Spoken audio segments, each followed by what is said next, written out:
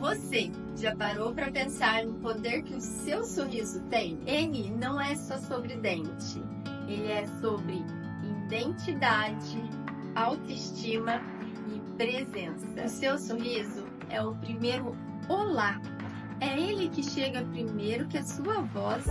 É ele que tem o poder de encantar, de acolher e de conectar. Estudos mostram que ao sorrir com confiança, ele tem o poder de impactar diretamente nas suas relações pessoais e profissionais.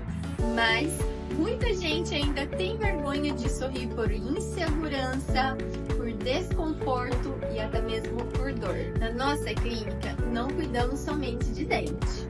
Cuidamos de histórias, de autoestima e de pessoas que merecem se olhar no espelho e se reconhecer e adorar aquela imagem que se vê. Você merece um sorriso que represente você naturalmente, harmônico e cheio de verdades.